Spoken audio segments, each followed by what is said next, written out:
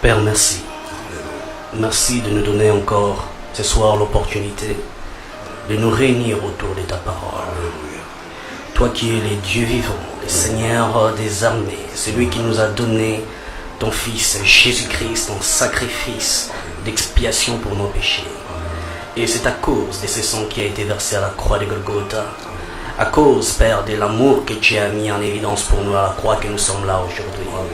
Et nous venons te bénir, nous venons te lever, toi qui es le très haut. Nous venons encore, Père, exalter ton nom ce soir. Nous venons encore, Seigneur, célébrer ta grandeur. Toi qui règnes, toi qui as le gouvernement, l'autorité suprême qui domine sur les gouvernements terrestres et invisibles, démoniaques. Seigneur, nous t'appelons encore ce soir. Puisses-tu conduire ce moment, puisses-tu toucher, Père, l'âme d'une personne.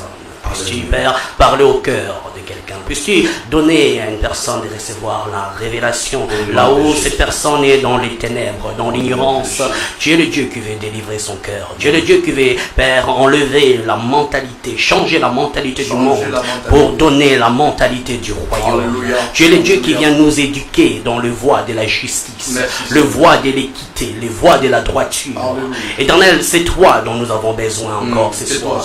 C'est toi seul qui dois être honoré par nous. Oui, Seigneur Jésus-Christ, que ton Saint-Esprit au milieu de nous vienne encore te glorifier par chaque moment de partage. Et nous conduisons, Père, nous déclarons ta conduite.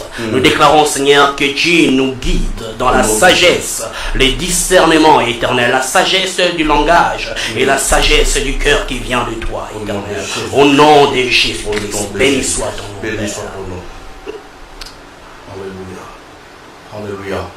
Nous disons bonsoir à tout le monde, bonsoir bien-aimés internautes, vous qui nous suivez sur votre plateforme Espoir TV, Radio Mérib, qui travaille en partenariat. Nous sommes très heureux d'être là, non par habitude, mais parce que c'est un mandat que nous avons. Nous avons un mandat de la part du Seigneur afin de pouvoir ensemble, pouvoir réfléchir, n'est-ce pas, comme dit l'émission, le rappel. Le rappel, pour nous le rappeler, si vous permettez la tautologie, nous venons nous rappeler des choses qui nous ont déjà été dites. Nous sommes là, non pour apprendre à quelqu'un, mais pour nous fortifier, nous encourager. Et croyez-moi, comme on le dit toujours, ceci serait peut-être un de nos slogans, nous n'avons pas le monopole de la connaissance. Nous ne disons pas, nous ne prétendons pas avoir toute la vérité. Mais ensemble, nous pensons que nous pouvons réfléchir à haute voix afin de pouvoir nous aider à changer, à rectifier notre tir, à prendre l'ultime décision parce que Jésus revient. Et croyez-moi, ici est l'heure à ce que chacun de nous, et vous qui êtes connectés, et même vous qui allez nous suivre en rediffusion, où que vous soyez, sur cette planète appelée Terre, notre but est que nous prenions conscience, que nous nous décidions à changer, à revenir et à adorer le Seigneur notre Dieu en esprit et en vérité. Et évidemment, ce soir, nous ne sommes pas seuls. Nous avions promis sur la radio Mérib, en partenariat avec Espoir TV, dans cette émission du rappel de chaque mercredi de 20h à 20h45, nous aurons des surprises. Des hommes et des femmes sérieuses, n'est-ce pas, qui nous parlent et qui nous disent des choses sérieuses. Comme nous l'avons défini, le sérieux étant la capacité, l'aptitude de nous ramener, de nous décider à marcher selon la volonté de Dieu. Je vais vous inviter un homme sérieux, magnifique, que nous aimons, qui va nous parler de lui, qui va se présenter lui-même et qui va nous parler et qui va nous dire qui il est. Bonsoir, pasteur. Bonsoir. Comment allez-vous? Ça va très bien, merci. Nous sommes très heureux de vous avoir parmi nous ce soir. Merci, merci. Nous sommes sur le plateau de la Radio Mérib, qui travaille en partenariat avec Espoir TV. Et ce soir, nous avons ce privilège. Nous savons que vous avez laissé votre épouse, tout à fait, vos enfants, Tout à fait. l'église, vos occupations, Oui. et vous êtes là pour le corps de Christ. Amen. Pasteur, à ceux qui nous suivent, qui est le pasteur, comment il s'appelle et qu'est-ce qu'il fait, quelle est son église? Alors, le pasteur s'appelle Rufini Lula. Nous sommes de Bruxelles, de l'église l'Assemblée du Christ, l'église des Nations, à Bruxelles, à Schumann. Ok. Moi, je suis marié, père de 2 enfants. Wow. Disons une fille qui est là et le deuxième est encore dans les ventres, mais qui est déjà là. Amen. Amen. Et vous faites quoi, pasteur, comme mission par rapport à l'église? Alors par rapport à l'église, nous sommes très actifs dans l'évangélisation. Ok. Pour gagner les âmes. C'est le mandat que le Seigneur nous a donné. Ok. De gagner les âmes pour le royaume du Christ. Et nous sommes aussi très actifs dans l'enseignement. Parce que nous croyons que les chrétiens doivent être enseignés. Il faut gagner les âmes, mais il faut les amener à devenir des disciples. Amen. Et pour cela, il faut Amen. enseigner. Amen, amen. Nous aimons ça, la vision du pasteur. Pasteur, est-ce qu'on dit la vision du pasteur ou c'est la vision de Jésus? C'est la vision du Christ. Oui. La vision de Christ. Oui, bien sûr. Et pourquoi d'autres hommes de Dieu disent ma vision? C'est ma vision. Qu'est-ce que ça veut dire? Alors, je crois qu'il y a le mandat général que Christ nous donne. Et à côté du mandat général, on peut aussi avoir le mandat particulier, Ok. je dirais subjectif, Ok. où Dieu veut utiliser un homme d'une manière particulière, mais Ok. qui s'inscrit dans le mandat général. Ok. Et je pense que peut-être que le problème, c'est un problème de langage, des termes utilisés, Oui. mais ça s'inscrit certainement dans ce cadre de mandat particulier. Le but étant de gagner les âmes. Le but suprême étant de gagner les âmes. Comme le Seigneur avait dit, allez, Tout à fait. faites de toutes les nations et la suite. à C'est fait. ça. C'est Ok. Et de nos jours, nous allons essayer de réfléchir parce que nous parlons du sérieux. Oui. Je ne sais pas qu'est-ce que vous comprenez par le sérieux. Est-ce que c'est un message biblique? Tout à fait. Bien Est-ce sûr. qu'il faut parler du sérieux à l'église, à la chair? Et il est important dans la... Pourriez-vous nous expliquer en quelques mots pourquoi et comment parler du sérieux? Parce que sans être sérieux, il est impossible de marcher avec Dieu.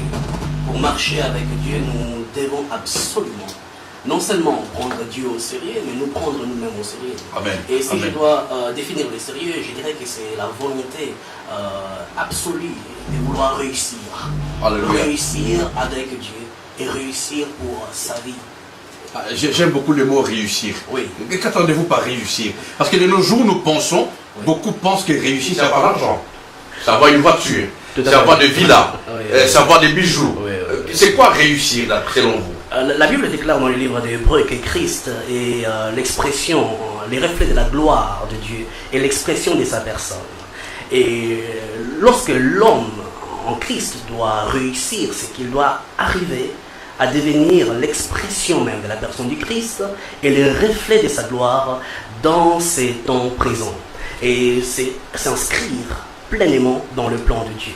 Wow. Et quand on s'inscrit pleinement dans le plan de Dieu, on devient la révélation du Christ pour cette génération. Alléluia. On réussit en effet. J'aime le mot pleinement. Hein. On a beaucoup parlé du mot pleinement, pleinement. Et je suis content d'entendre que le pasteur nous parle de les départs de cette émission, de ce terme pleinement. Pasteur, Oui. pensez-vous que l'Église est pleinement en Jésus? Aujourd'hui, par la foi, on va Nous dire. ne sommes pas une émission polémique, Tout à fait. n'est-ce pas? Nous ne sommes pas une émission polémique, nous sommes à la radio, nous sommes libres, nous sommes à l'aise. Oui. Et comme on l'a dit, n'est-ce pas, nous n'avons pas le monopole de la connaissance. Tout à fait. Nous réfléchissons à haute voix et nous voulons savoir, et vous qui êtes là, qui nous suivez, bien sûr aujourd'hui je n'ai pas, j'ai pas les notes, je n'arrive pas à voir vos questions, mais la technique va nous aider par rapport à ça. Et posez des questions, hein, n'est-ce pas, comme on fait chaque mercredi. Dites-nous un mot, nous allons demander au pasteur qui est là pour nous. Est-ce que l'Église est pleinement en Jésus? Pasteur. Concrètement, avec le pratique que l'on voit aujourd'hui et la manière dont la foi est mal comprise, je dirais non. Ah, Non. carrément. Malheureusement, non. Alors, on fait confiance au travail que Dieu fait. Dieu fait un travail excellent. On ne peut pas reprocher à Dieu un travail inaccompli. Le travail de Dieu est accompli. Amen. Maintenant, nous les hommes, nous avons des lacunes et nous voyons les dérives qu'il y a aujourd'hui au sein de l'Église. Parce que quand tu dis nous les hommes, oui. C'est vous les pasteurs ou bien nous les fidèles? D'abord les conducteurs. Les conducteurs. Bien sûr. Ok. Bien sûr. Ok. Oui. Ok, parce que vous voyez, j'ai appris quelque part que les pasteurs sont des bergers. Tout à fait. Et le berger, un bon berger, Oui. donne le repas, la nourriture aux brebis. Tout à fait. Mais de nos jours, c'est les brebis qui donnent la nourriture aux bergers. Et même, j'ai vu des bergers en colère parce que les brebis n'ont pas donné à manger. Pour ne pas citer cet terme qui fait peur, la dîme. Que pensez-vous de tout ça? De ces choses-là? Est-ce qu'il y a du sérieux là-dedans? Je voulais cet temps de nous expliquer. Prenez votre temps et dites-nous c'est quoi les problèmes et quelle est la solution selon vous. Alors, en effet, il n'y a pas de sérieux dans les chefs d'un pasteur d'aller réclamer, obliger et voire même sous peine de malédiction dire qu'il faut absolument donner la dîme. Non, le pasteur a le devoir d'enseigner le peuple, de lui donner la nourriture spirituelle. C'est ce berger-là. Et personnellement, avec le pratique que nous voyons aujourd'hui, où on opprime le peuple de Dieu afin qu'il donne et ils sont dépouillés. Et beaucoup sont déçus aujourd'hui parce qu'ils ont beaucoup donné, ils ont des blessures.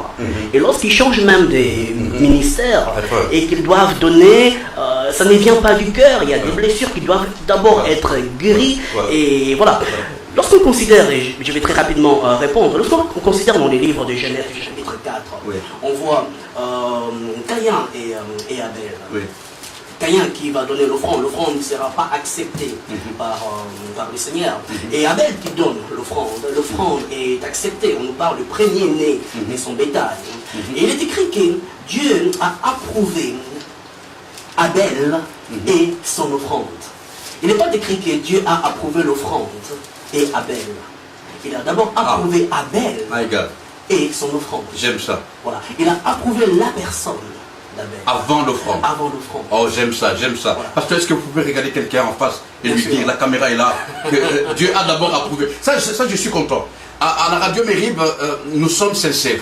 Comme nous avons dit, nous apprenons tous les jours. Ça, je viens d'apprendre. Je crois que l'évangéliste Isaac, là où il est à la technique, est d'accord avec moi. C'est maintenant que j'apprends. Dieu a d'abord approuvé Abel. Avant l'offrande. Avant son offrande. Vous voulez-vous qu'on les lise ensemble? J'aurais aimé. Prenons j'aime cet homme, Dans le livre de Genèse, au chapitre 4. Alléluia. Ah, ça c'est fort ça. Au Congo, on appellerait ça, j'ai rien contre les Congolais, c'est une révélation. Genèse chapitre 4, le verset 3. Regardons ensemble. Au bout de quelques temps, Caïn fit une offrande, le produit de la terre à l'Éternel. De son côté, Abel en fit une des premiers-nés. Ceci révèle l'état de cœur d'Abel. Voilà, qui donne ses prémices. De premiers-nés de son troupeau et de leur graisse. L'Éternel porta un regard favorable sur Abel et sur son offrande. Waouh, l'Éternel porta un regard favorable sur la personne avant l'offrande. Waouh. Et le problème aujourd'hui avec la dîme et tout ce que le pasteur nous réclamons, c'est que nous amenons des personnes à donner d'une manière obligée alors que le cœur n'y est pas. Voilà. Alors qu'ils ne donnent plus par amour pour le Seigneur. Ils ne donnent plus par reconnaissance, mais ils donnent par obligation. Voilà. Et parce que tout ça est mal enseigné, très mal enseigné, très mal expliqué, l'Éternel ne peut pas porter un regard favorable sur la personne étant donné que le cœur n'y est pas. Oh mon Dieu. Et qu'est-ce que vous pensez de ça? Quel est le conseil à donner et aux Abel, si vous voyez de quoi je parle, et aux pasteurs qui disent aux Abel de donner sans pour autant comprendre le sens même du donner? Tout à fait.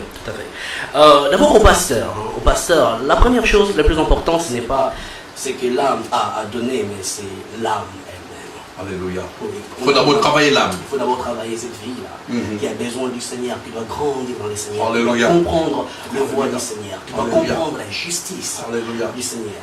J'aurais aimé, pasteur, que vous regardiez la caméra. Oui, bien sûr. Et que vous disiez à tous ceux qui sont là, oui. Le but, c'est pas d'abord de donner. Le but, et que peut-être ceux qui ne donnent pas aujourd'hui ne sont pas encore transformés. Tout à fait. Et je vous laisse parler, pasteur. Tout à fait, tout à fait. Je suis tout à fait d'accord. Donc ceux qui donnent ne sont pas encore transformés, ne sont pas encore renouvelés d'intelligence, ne sont pas encore matures en Christ.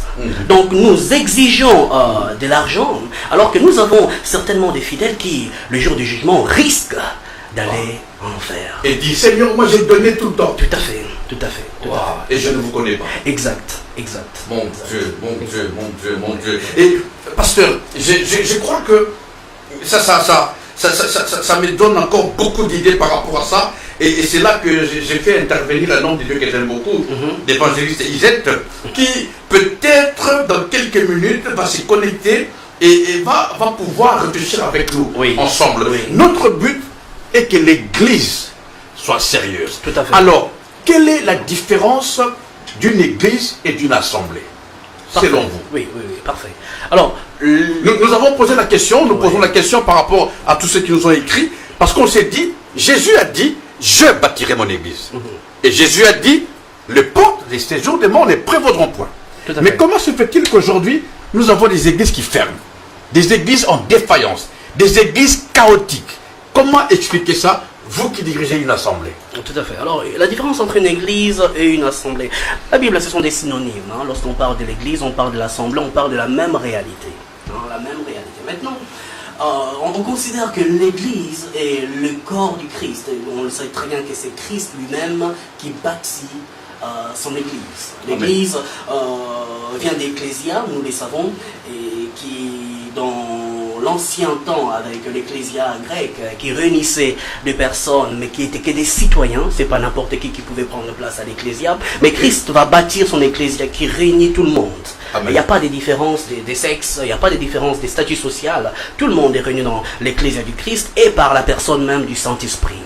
Alors, l'Assemblée est dans la même logique que l'Église, dans la pensée biblique, c'est un synonyme, comme je l'ai dit, c'est la même logique, c'est la même chose. Maintenant, si on peut faire une différence entre les églises et les assemblées, du point de vue aujourd'hui, personnellement, je ne vois pas de différence dans les termes, mais peut-être dans l'aisance de la manière dont on mène les choses aujourd'hui, il peut y avoir une différence. C'est-à-dire qu'une personne qui bâtit lui-même son assemblée sans que Christ ait bâti cette église-là. Est-ce que c'est sérieux? C'est pas sérieux, pas du tout. Mais nous voyons, c'est là aujourd'hui, et notamment, il y a beaucoup de personnes qui ont raté dans la vie, on va dire, d'une manière séculière, et pour pouvoir se rattraper, avoir un salaire mensuel, ils vont pouvoir former une assemblée dans le but de redorer en quelque sorte leur image, et parce qu'ils ont raté leurs études, parce qu'ils ont raté telles entreprises, et ils font leur assemblée qui est leur entreprise pour voir à leur vision. Pasteur, là, il faut des cobayes, il faut des dindons, comme on dit quelque part en Afrique centrale. Comment se fait-il que quelqu'un peut se lever et commencer une église, ce qu'il sait qu'il y a des gens qui vont gagner dans la fausseté, étant dans la fausseté. Et quel conseil donnez-vous à tous ceux qu'on appelle fidèles? Comment pourront-ils faire attention et éviter de tomber dans de telles situations? Parce qu'après, c'est eux qui pleurent, les fidèles. Oui, tout à fait, tout à fait, tout à fait. Tout le monde, tous les fidèles, qu'on soit pasteur ou apôtre, évangéliste ou croyant, on a tous la même parole de Dieu. Amen. Et on est tous dans l'obligation de lire, de méditer la parole de Dieu. Alléluia. Pourquoi beaucoup sont ballottés par tous les vents des doctrines aujourd'hui? C'est parce qu'ils ne prennent pas le temps de lire la parole. Ils ne prennent pas le temps d'étudier la parole. Ils ne sont pas comme les chrétiens des Bérets. On voit dans le livre des Actes qui nous est donné que les chrétiens des Bérets allaient vérifier tout ce qui était enseigné. Alors, nous sommes vraiment aujourd'hui dans une génération qui ne prend pas le temps de lire la parole. Et je vais dire, il y a les racines du catholicisme qui est là. Parce que dans le catholicisme, le peuple n'était pas invité à lire la parole. On écoutait ce que disait le prêtre. Voilà. Et il y a ces racines du catholicisme et cette mentalité qui parfois poursuit encore les gens, et ils n'ont pas l'habitude de lire la parole. Et comme ils ne connaissent pas la parole, ils ne connaissent pas la pensée du Christ, ils ne connaissent pas ce que dit la Bible, ils sont prêts à être ballottés par tout vent de doctrine et à suivre n'importe qui. Alléluia, alléluia. Nous aimons ça. Alors, nous voulons aller un peu plus loin par rapport à ça. Notre souci, c'est de gagner une âme. Tout à fait. Nous ne sommes pas là parce que nous avons voulu être là, mais c'était un mandat. Nous avons obéi à cela. Par rapport à ce thème, je rappelle, pasteur, nous voulons que vous nous donniez quelques conseils pratiques, nous rappeler bibliquement de ce que la Bible nous demande pour être sérieux avec Dieu. Quels conseils pouvez-vous nous donner? Des conseils pratiques. Je dirais même des conseils simples. Parce qu'il y a des gens qui pleurent et qui pensent même, je vais essayer d'aller dans ma deuxième question par rapport à ces détails, qui pensent que c'est les démons qui bloquent leur vie. Il y en a qui pensent que c'est le diable, les sorciers. Il y en a même qui aujourd'hui pensent que Dieu ne les aime pas. Avez-vous une pensée, un conseil par rapport à votre expérience, à votre mandat, à donner à tous ceux-là qui aujourd'hui sont dans cette situation? Très bien, très bien. La première chose que je vais souligner, c'est de savoir si la personne est réellement convertie. Alléluia. Oui, réellement convertie. Pourquoi? Nous voyons aujourd'hui qu'il y a beaucoup de chrétiens qui sont des chrétiens culturels. Qui n'ont pas encore rencontré Christ réellement. La rencontre avec le Seigneur Jésus-Christ, ça passe toujours par une étape de repentance. Le Seigneur peut utiliser plusieurs méthodes, plusieurs stratégies pour nous attirer à lui. Mais à un moment donné, il faut que la personne se rende compte qu'il est un pécheur et qu'il a besoin d'un sauveur. Il doit se regarder l'état de son âme, l'état spirituel, sentir le poids du péché et crier « J'ai besoin de toi, Seigneur », se repentir. Et tant qu'il n'est pas encore passé par cette étape, il n'est pas encore réellement chrétien. Sa chrétienté est peut-être due... Là, vous responsabilisez la personne. Tout à fait. Donc ce n'est ni le pasteur qui est mauvais, ce ne sont pas les démons, il n'est pas envoûté, il n'est pas lié, c'est la personne elle-même. La personne elle-même. Elle doit être certaine qu'elle a rencontré réellement Christ. Parce qu'avec tout ce qu'on entend aujourd'hui dans l'église et tous les évangiles qui nous sont prêchés, on attire des âmes mais qui viennent à l'église à cause du mouvement qui est là en place, à cause des amis ou à cause d'une mentalité qui, voilà, on a grandi dans le catholicisme et on a une mentalité chrétienne qui est là, mais on n'est pas encore passé par la case de la repentance.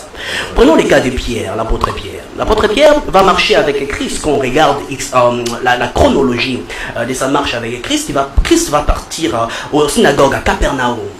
Et Christ va prêcher. L'apôtre Paul va voir les démons sortir du corps d'une personne qui était là. L'esprit mauvais commence à s'exprimer. Et la puissance du Saint-Esprit va agir et le démon va sortir.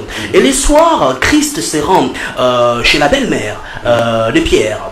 Et ce soir-là, il y a beaucoup de malades, beaucoup de démoniaques qui vont venir et Christ va faire des miracles extraordinaires. Mais l'apôtre Pierre, il y a quelque chose qui va se passer dans son esprit. Et à quel moment? C'est le jour où Christ va venir et Pierre est en train donc de faire sa pêche. Vous connaissez ce passage dans Luc chapitre 5. Voilà, Pierre qui fait sa pêche et Pierre qui n'a rien. Qui n'a absolument rien, mais sur la parole du Christ, Pierre va agir, il va y avoir cette pêche miraculeuse. Et c'est à ce moment-là que Pierre se rend compte qu'il n'est qu'un pécheur. C'est pas à Capernaum. Et pourtant, il a vu les démons sortir. C'est pas dans sa propre maison, puisqu'il a vu beaucoup de miracles, il a vu des choses extraordinaires. Mais c'est quand Christ vient le rencontrer dans son domaine qui est la pêche. À ce moment-là, Christ vient rencontrer Pierre, il utilise le langage de la pêche pour parler à Pierre. Et c'est à ce moment-là que Pierre se répand de ses péchés. Et il accepte le Seigneur. Voyez-vous, on peut voir des miracles, on peut voir des guérisons, on peut aller à l'église, on peut marcher avec Christ, croyant qu'on marche avec Christ, mais on ne l'a pas encore rencontré. Comme Pierre avait marché avec Christ pendant un moment, mais il ne l'avait pas encore vu comme étant ce sauveur qui venait sauver son âme, lui qui était pauvre pécheur. Et ça, c'est la première chose. La première chose, est-ce qu'ils sont réellement convertis? Alors, ont-ils réellement rencontré Christ? Tant qu'on n'a pas rencontré Christ, le reste, ça ne sert à rien. Wow. Ouais. Mon Dieu. Est-ce qu'aujourd'hui, je dirais, nous avons des gens qui sont passés par la croix. Oui. J'espère. Oui. Qui sont morts avec Jésus. C'est un passage dont on parle souvent. Et qui disent aimer Jésus. Nous ne sommes pas là pour les juger. Mais qui vivent une vie bizarre. Consciemment. Si je peux me permettre de le dire. Et sciemment. Oui. Mais qu'est-ce qu'il faut dire de ces gens-là qui vont à l'église chaque dimanche, Tout à fait. qui vont à la veillée chaque dimanche. Oui. J'en connais même qui dorment avec la louange. Non, même pas la louange, l'adoration. Qui sont bercés par ces chants. Mais qui, dès le matin, vivent une vie qui n'a rien à voir avec Jésus. Pendant que nous parlons, la question que nous posons par rapport à vos questions que vous nous avez envoyées, avant que le pasteur nous réponde, il y a sûrement parmi nous des gens qui aiment Jésus. Nous ne jugeons pas, pasteur. Nous sommes là non pour juger. Notre but est de nous amener, moi le premier, je ne sais pas pour la part du pasteur, mais moi le premier, à ce que nous puissions nous conscientiser, à nous décider d'être vrais avec Dieu. Comment se fait-il que nous allons à l'église chaque dimanche, d'autres chaque mardi, d'autres le vendredi à la veillée? Nous laissons notre lit, nous laissons nos familles, nous allons à la veillée. D'autres nous gênons, d'autres même vont à la montagne chercher Dieu. Ça déjà, c'est une question qui me vient juste maintenant. Pourquoi aller chercher Dieu à la montagne pendant que Dieu est en nous?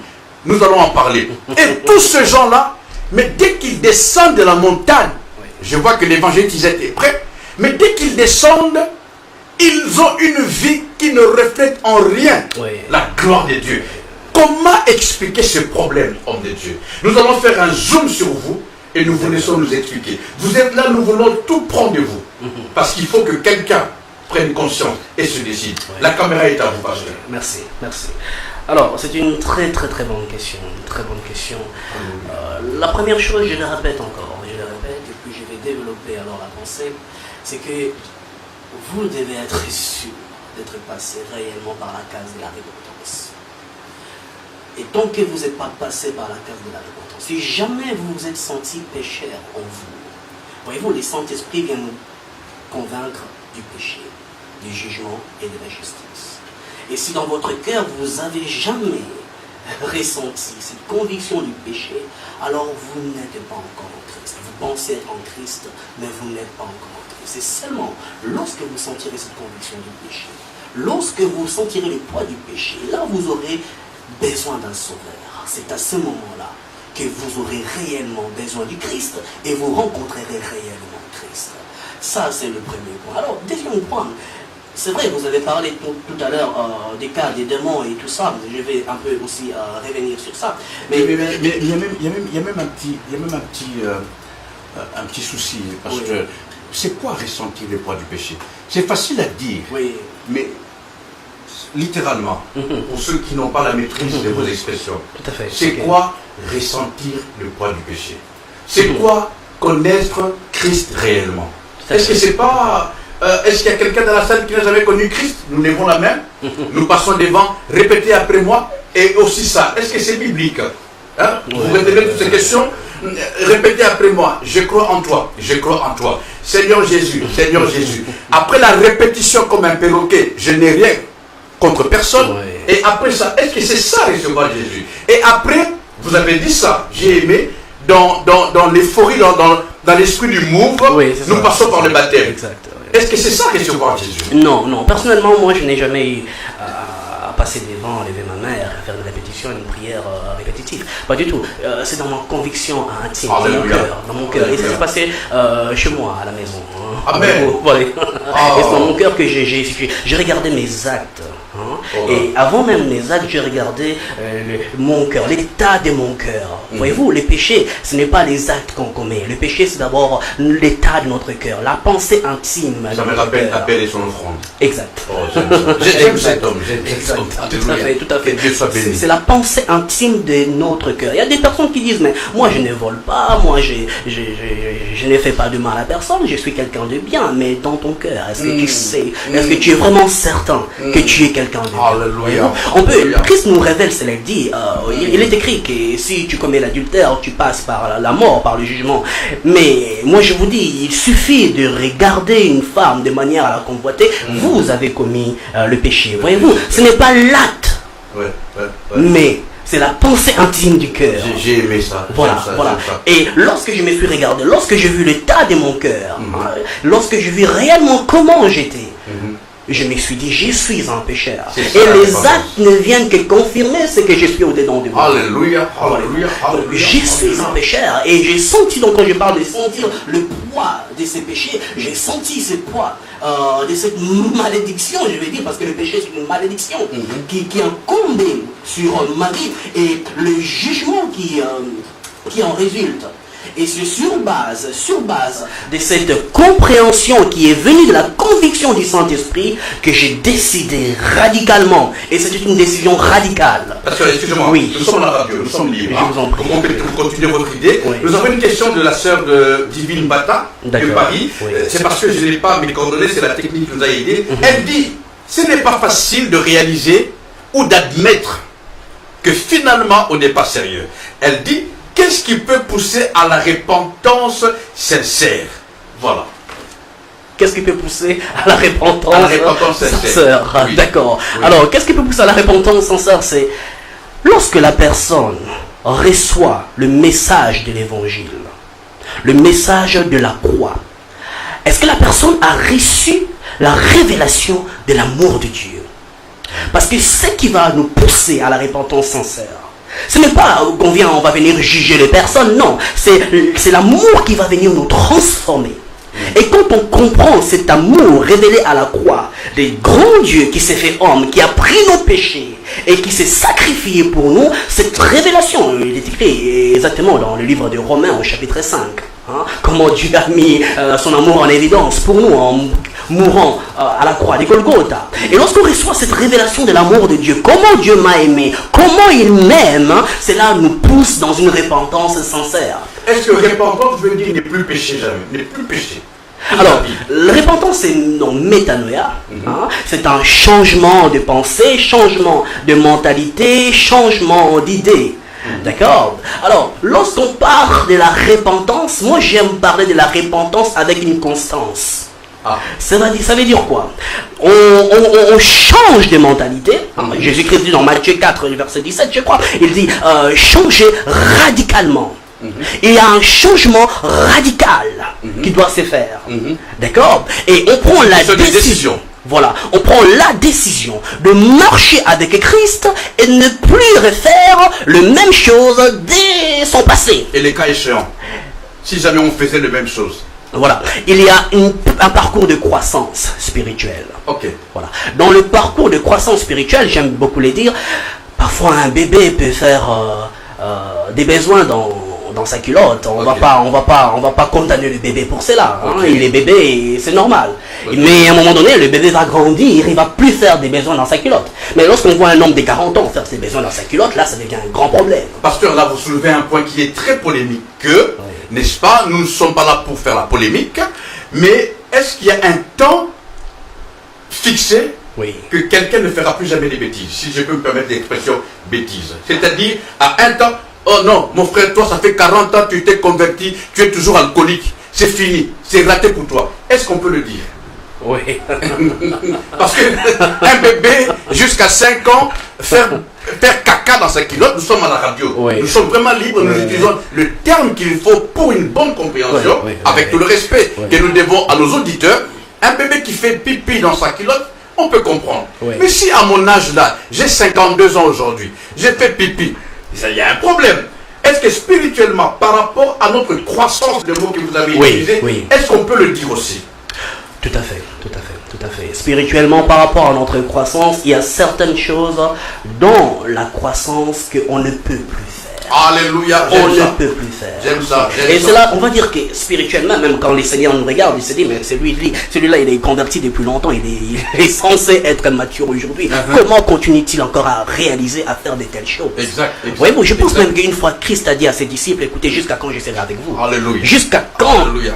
Est-ce que vous ne comprenez pas? Donc, il y a une saison dans laquelle Dieu va permettre, parce qu'on est encore un enfant, on a beaucoup de choses à apprendre, on doit grandir, on doit devenir disciple.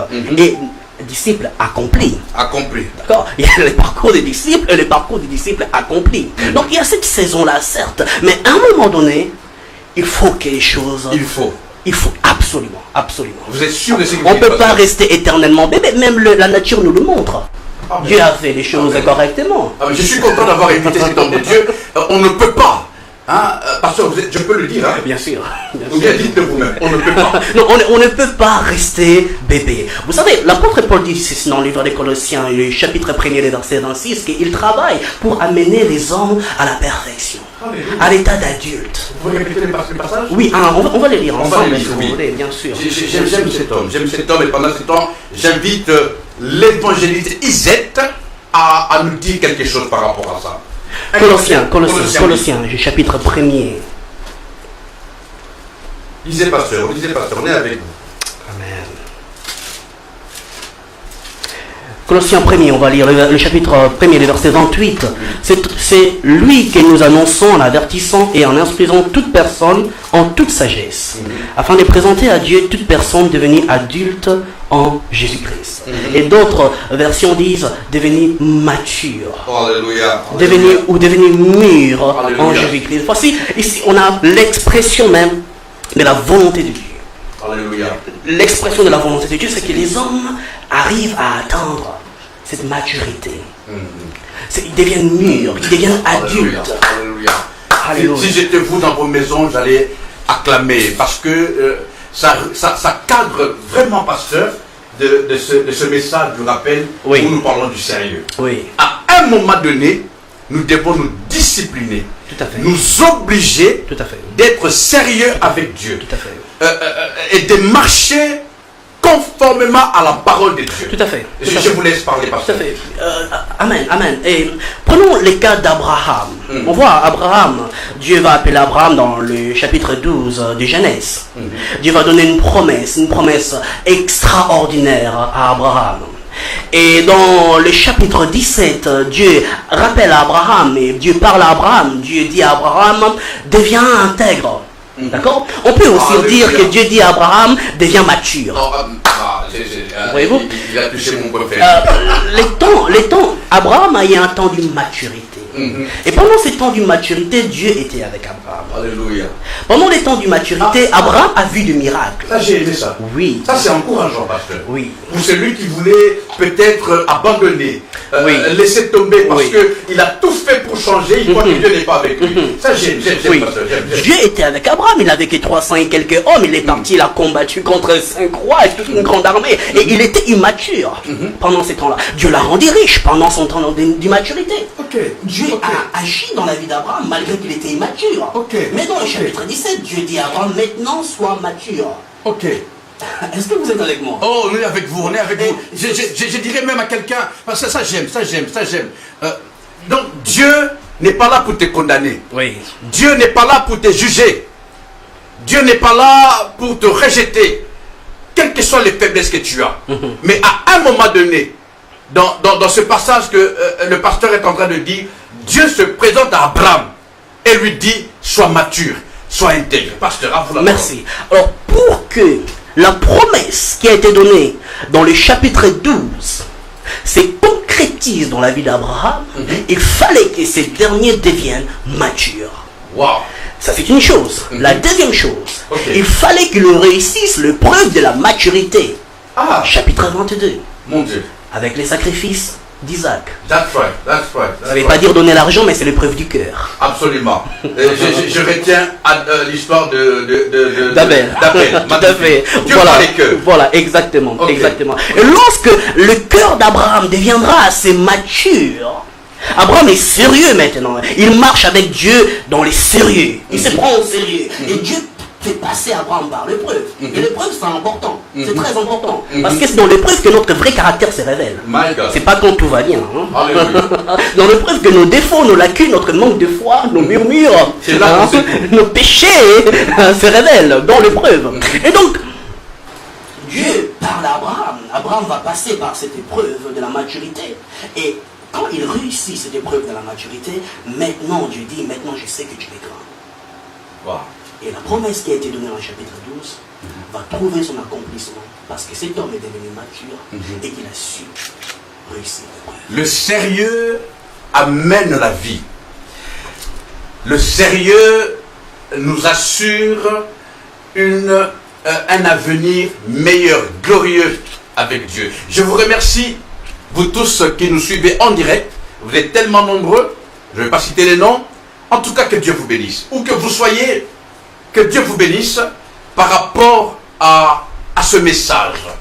Nous avons retenu que Dieu voit les cœurs. J'ai beaucoup aimé ça. Dieu, avant d'approuver l'offrande d'Abel, Dieu a d'abord approuvé l'homme. C'est-à-dire aujourd'hui, nos petites guéguerres, des données ou pas, n'ont pas besoin d'être ce qu'il nous faut. Si, en tout cas j'ai bien compris, c'est que d'abord notre état d'âme, que nous soyons vrais, sérieux avec Dieu. Si tu es faux, tu peux donner des milliards. Cela n'impacte pas, cela n'impressionne pas Dieu. Permettez ma façon de parler. C'est tellement, j'aime de tels moments, je suis content. Et puis, Dieu peut se révéler à nous, peut être avec nous, malgré notre immaturité. À celui qui, dans son état, n'est pas encore sérieux.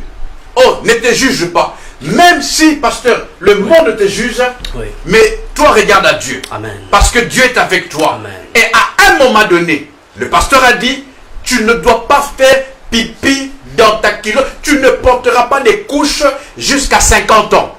Il faut que tu te décides à être sérieux avec Dieu et Dieu va se révéler à toi. Pasteur, je voudrais, Oui. par rapport à ça, avec lui, le temps est tellement court. Il dit tellement de choses. Le message de la grâce, Oui. je crois que vous en avez entendu parler. Et Bien vous sûr. prêchez même cela. Bien sûr. Que dites-vous de la grâce par rapport à être sérieux? D'aucuns nous disent, quand nous, je dirais, quand nous encourageons l'Église, corps de Christ, à être sérieux, nous sommes en train de les oppresser. Apparemment, c'est de l'effort physique, parce que Dieu a déjà tout fait. Je ne sais pas si vous m'avez compris. Oui, je comprends. Que dites-vous par rapport à la grâce et le sérieux? Oui. Alors, la grâce est biblique. La Bible nous enseigne que nous sommes sauvés par la grâce de Dieu. Il ne faut pas tomber dans les pièges du message de l'hypergrâce. L'hypergrâce. Où, sous prétexte de la grâce, on permet tout et n'importe quoi. L'apôtre Paul nous dit clairement que la grâce ne veut pas dire que nous sommes maintenant dans la capacité de vivre notre vie comme nous voulons et de pécher. De faire ce que nous voulons. Voilà, la grâce n'est pas synonyme du péché. Au contraire, vous savez, les exigences de la grâce sont plus difficiles que les exigences de la loi. Oh mon Dieu, est-ce que vous pouvez répéter ça? Oui, bien sûr. Juste leur dire à eux. Les exigences de la grâce sont plus difficiles que les exigences de la loi. Wow. Je vais encore revenir sur l'exemple, Wow. sur l'exemple de Jésus-Christ avec la femme adultère. La loi dit, tu commets l'acte. La grâce dit, tu le penses dans ton cœur. Mon Dieu, mon Dieu. Je répète, la loi dit, pour être jugé, tu dois commettre l'acte. Oui. La grâce dit, il suffit que tu le penses dans ton cœur, tu es coupable. Donc la grâce n'est pas quelque chose, comme quelqu'un dit que Dieu n'est pas bonbon, hein? Quelque chose dont nous devons par-dessus tout commencer à exalter dans le sens où on se permet de vivre comme nous voulons. Mais la grâce exige une vie sérieuse avec le Seigneur. La grâce exige une vie sérieuse avec le Seigneur. Tout à fait. Mon Dieu. Tout à fait.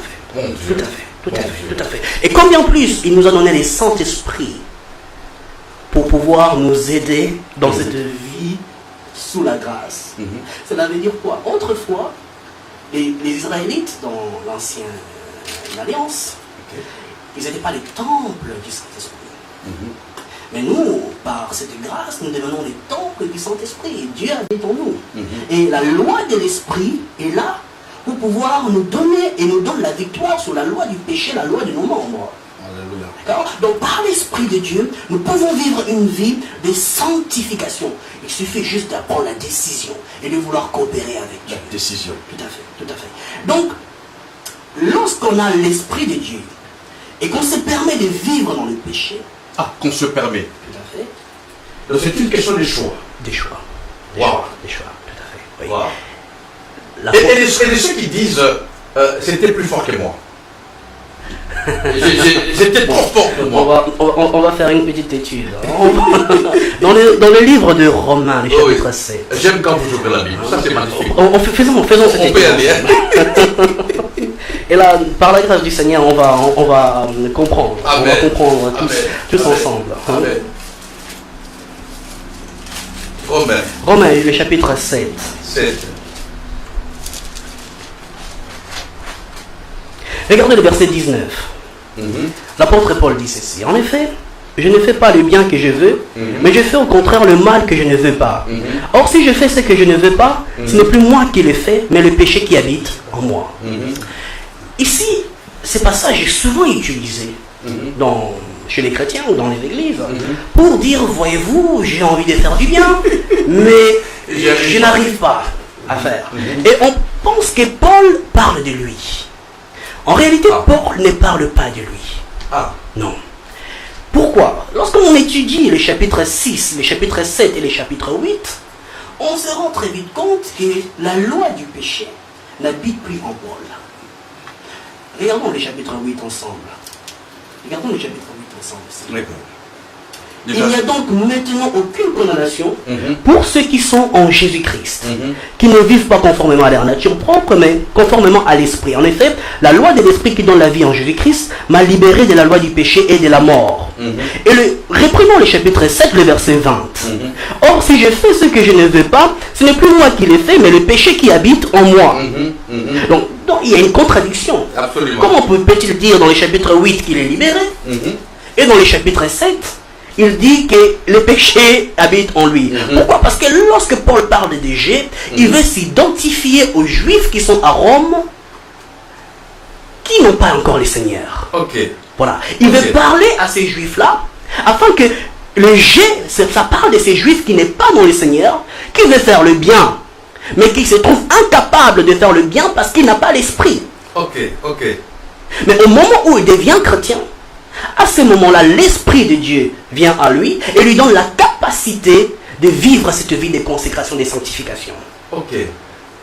Est-ce que je suis clair? Mais absolument, voilà. absolument. Donc, nous avons par l'Esprit de Dieu la capacité de vivre une vie conforme à sa parole. Nous avons en nous la capacité. Il nous a donné l'Esprit. C'est comme lorsqu'on a trouvé la loi pour pouvoir faire voler les avions, vous savez, ça a annulé la force de l'attraction terrestre. Absolument, absolument. Donc la force de l'attraction du péché est annulée par l'Esprit. Oh my God. En nous. My God, my God. Et il nous donne la puissance pour pouvoir marcher dans la volonté de Dieu et ne pas pécher. C'est possible.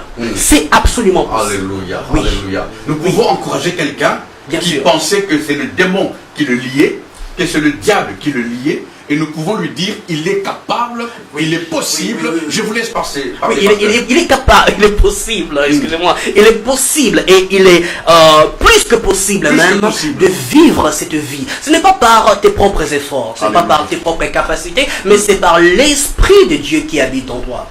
Maintenant, il faut laisser la place à l'Esprit. Il faut apprendre à vivre une vie selon l'Esprit pour pouvoir manifester pleinement cette victoire. Mais cette victoire t'est donnée. Tu es capable, si tu te laisses conduire par Dieu, si tu te laisses façonner par l'Éternel, si tu te laisses transformer par sa parole, tu peux vivre une vie victorieuse, une vie dans la sanctification et une vie selon les projets du Seigneur. Alléluia. Et tu seras à l'aise dans ta vie et tu seras heureux et tu vivras épanoui. Je crois que c'est ça les bons combats. Oui. Oui, je vous laisse, pasteur. Oui. Vous vouliez dire Alors, quelque chose. ne négligeons pas, ne négligeons pas qu'il y a aussi une réalité spirituelle qui est là. Voilà, nous savons qu'il y a le monde invisible. Nous les savons qu'il y a le monde invisible, qu'il y a des puissances du malin qui agissent. Mais lorsqu'on considère le livre d'Exode, on voit le pharaon qui rend captifs les enfants d'Israël. Et le pharaon, c'est même la figure même du diable. D'accord? La figure de Satan. Et Dieu va faire sortir son peuple de l'Égypte. Le peuple va être conduit dans les déserts pour entrer dans la terre promise, Canaan. Tout à fait. Et pendant le temps des déserts, j'ai fait cette étude et je me suis rendu compte que nulle part il est écrit que Satan éprouva les Israélites. Amen. Nulle part. Nulle part. Amen. Nulle part. Je n'ai vu ça nulle part. Nulle part. Pourquoi Satan n'est pas écrit qu'il éprouva les Israélites? Parce qu'il a été vaincu. C'est le pharaon qui a été vaincu en Égypte. Alléluia. Et qui ne pouvait pas traverser la mer avec ses armées pour aller attraper les Israélites dans les déserts. Voyez-vous? Mais d'où vient que ces Israélites même, pendant que le pharaon n'était plus là, mais s'est comporté d'une manière moins sérieuse? Tout à fait. Alors le problème n'est plus pharaon. Le problème n'est plus le diable, parce que la parole nous enseigne clairement que par la croix, Christ a gagné. Il a gagné la victoire. Et il a crucifié notre nature adamique. Il a crucifié notre nature pécheresse. Donc le problème n'est plus le diable, le problème n'est plus les démons. Mais le problème, c'est nous-mêmes. Alléluia. Voyez-vous, j'étais en train de l'enseigner encore dimanche passé. Je disais à mes bien-aimés, il est facile parfois de dire non à Satan. Mais pour dire non à soi-même, ça devient très difficile. Oh God! Ça, il faut répéter ça. Je répète. Qu'il est facile parfois, de dire non à Satan. Mais quand il s'agit de dire non à nous-mêmes, ça devient difficile. Quelqu'un qui est chrétien, alcoolique, il ne sait pas dire non à lui. Il ne sait pas dire non à lui. Quelqu'un qui est colérique, il ne sait pas dire non à lui. Il ne sait pas, non. Quelqu'un qui est menteur, étant enfant de Dieu, ne sait pas dire non à lui. Exact. Oh mon Dieu, il y a tellement des exemples. Nous sommes la cause. Nous sommes nous-mêmes le responsable, si je peux utiliser les termes, de nos malheurs. Bien sûr. Je vous laisse parler, pasteur. Bien sûr. Mon Dieu. Et vous savez, la plupart des chrétiens, entre guillemets, ne veulent pas réellement dans leur cœur aller plus loin avec Dieu. Parce qu'ils savent très bien que si ils veulent aller plus loin avec Dieu, Dieu va leur demander d'abandonner certaines choses. Et comme ils n'ont pas envie d'abandonner ces choses-là, dans leur propre conscience, ils aiment ces choses-là, alors ils ne veulent pas. Ils veulent pas. Alors on fait porter la casquette au démon, on fait porter la casquette, c'est facile de rejeter la faute chez quelqu'un d'autre, c'est dans la nature même de l'être humain. De l'être humain, oui, voilà. Tout à fait. Mais il faut que chacun d'entre nous se responsabilise. Alléluia. Alléluia, je suis content et béni d'être là. Je termine avec juste une question de nos amis qui nous suivent. Il y a quelqu'un qui dit beaucoup ne croient pas dans le monde invisible. Oui. Que pouvez-vous dire à ceux-là qui ne croient pas dans ce monde invisible? La Bible en parle. La Bible en parle. Clairement. Si on ne croit pas au monde invisible, alors on ne croit pas à ce que dit la Bible. Alléluia. Tout simplement. Alléluia. Ah oui, il y a même la sœur Nicole Boukoro Kombo, je ne sais pas de quel pays vous êtes, qui a donné la même réponse que le pasteur. Le monde invisible, je dis ce qu'elle a dit, le monde invisible existe. Elle pense faire son apologie est une manière de lui permettre d'agir. Elle considère ce monde comme quelque chose qui n'a aucune importance. Je crois que c'est ce qu'elle a dit. Et nous bénissons le Seigneur. Amen. Je crois que comme moi, vous avez été bénis. Et je crois que nous allons rappeler les pasteurs afin d'aller en profondeur. Et là déjà, il est très loin par rapport à tout ce qu'il a dit. J'ai retenu une chose. Sois vrai avec Dieu. Sois vrai. Le pasteur va prier pour nous. Et je sais que beaucoup, la dernière phrase du pasteur, c'est que beaucoup savent que pour aller loin avec Dieu, Dieu nous demande de laisser tomber beaucoup de choses. comme tous ceux qui aiment parler bien français disent, il y a ces péchés mignons que nous aimons, que nous-mêmes entretenons. Tu sais ce qui bloque ta vie. Et tu sais toi-même que Dieu n'est pas d'accord avec la chose que tu fais. Mais ici, nous ne condamnons pas. Nous ne jugeons pas. Le pasteur va prier pour nous. Pour que nos écailles tombent. Que nous prenions la décision. Or, si quelqu'un parmi vous a besoin d'une prière, les coordonnées du pasteur sont là. Vous pouvez l'appeler et il peut parler avec vous en privé afin de prier pour vous. Le pasteur donnera l'adresse de son église, les horaires et les jours qu'il reçoit. Pour ceux qui sont à Bruxelles, il donnera même son Facebook s'il veut, il est libre, afin que ceux qui sont loin. Et si tu as été touché, et je suis sûr que tu as été touché, tu peux les contacter. Notre but est que nous puissions nous décider à être sérieux. Et sérieux est une question de décision. Ne te sens pas, ne te culpabilise pas. Moi qui te parle, je ne suis pas encore arrivé. C'est un combat. Et c'est ce que j'appelle le meilleur combat. Je combats pour ça, afin que Dieu m'aide. Et que tout ce qui ne plaît pas à Dieu tombe. Un jour, le Seigneur dira, enfin, tu es mature. Et là, nous mangerons, comme dit la Bible, le meilleur production du pays. Je laisse au pasteur de clôturer, de prier pour nous et de dire un mot de circonstance pour tous ceux qui sont connectés, de loin ou de près, afin que nous puissions nous décider, je le répéterai 10 000 fois, nous décider. Et le passage qu'il a dit, c'est un passage connu de tous ceux, et même ceux qui ne connaissent pas la Bible. Le mal que je ne veux pas, c'est ce que je fais. Le bien que je veux, je n'arrive pas à le faire. Le pasteur l'a bien expliqué. En tout cas, je ne veux pas m'éterniser. Je laisse la parole à notre invité de ce soir qui va nous bénir et qui va prier pour nous. Parce que la prière, je suis convaincu, une prière après un tel message, c'est ce que j'appelle une vraie prière. Que Dieu vous bénisse. Pasteur, nous vous laissons le micro, l'antenne. Dites-nous quelque chose, un dernier mot. Priez pour nous parce que nous en avons besoin. Le caméra est en face de vous. Amen. Amen. Je crois que si aujourd'hui tu es encore en vie, c'est que tu as encore la confiance de Dieu. Ce n'est pas fini pour toi. Peu importe les difficultés que tu traverses, le péché que tu commets, l'amour de Dieu s'est renouvelé encore à ton égard aujourd'hui. Et cet amour vient pour te transformer. Cet amour vient pour te briser et te rétablir pour que tu deviennes un homme, une femme meilleure selon la volonté du Seigneur.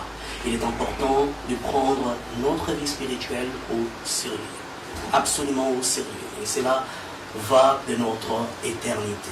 Ce n'est pas une question de temps présent, mais c'est une question éternelle.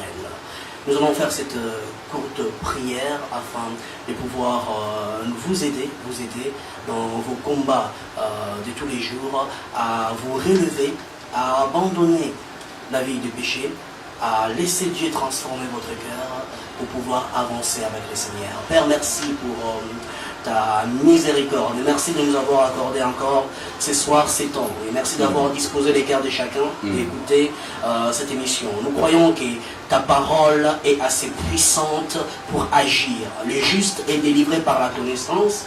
Et la connaissance de ta parole délivre à cette femme, délivre à cet homme qui a reçu cet enseignement et qui reçoit cette prière. Éternel, renouvelle son intelligence. Que ton Saint-Esprit continue encore à agir puissamment dans sa vie. Je déclare que là où il y a des forteresses mentales, là où il y a des forteresses émotionnelles, là où il y a des forteresses sentimentales, là où le moi prend les dessus et ne laisse pas, Seigneur Christ, se manifester, Père, parle à cet homme encore ce soir, parle à cette femme encore ce soir, afin qu'elle puisse prendre conscience de la réalité de cet appel et pouvoir affermir son appel céleste par une vie consacrée, une vie sainte, une vie juste qui t'est agréable, pour que son cœur soit un parfum de bonne odeur. Seigneur, délivre la mentalité Délivre les pensées du monde. Délivre, Père, de la captivité babylonienne dans sa conscience.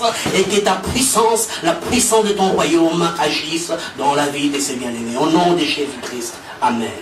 Alléluia, alléluia, alléluia. Pasteur, pourriez-vous nous donner l'adresse, les coordonnées? Bien sûr. Donc, nous sommes à l'Assemblée du Christ, l'Église des Nations. Nous sommes à Schumann, la place Van Meyel au numéro 15B. Je répète, la place Van Meyel au numéro 15B.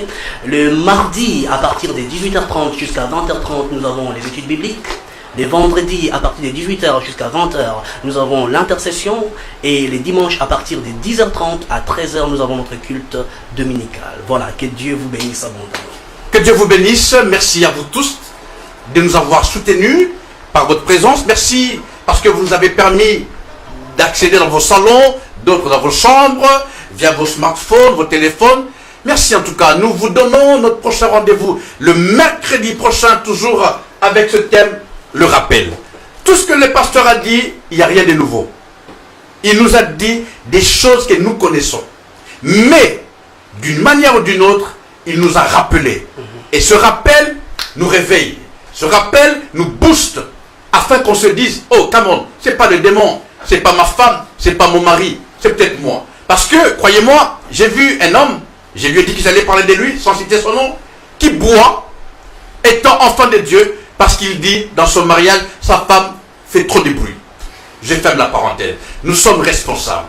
Nous pouvons ensemble, dans ce temps où nous passons chaque mercredi ici, sur votre chaîne de télévision Espoir TV, en partenariat avec la radio Mérib, une radio qui fait du boom, afin de pouvoir piller l'enfer et peupler le ciel. Nous vous donnons rendez-vous le mercredi prochain à 20h, heure de Paris, pour une nouvelle émission avec un autre invité. Que Dieu vous bénisse, à vous et à vos familles. Bye bye. When God gives you an encounter, there's nothing to do but go forward. Merci Seigneur. Gloire et louange à Dieu. Pasteur, mais je ne savais pas qu'il y avait tout ça. Alléluia, j'ai beaucoup.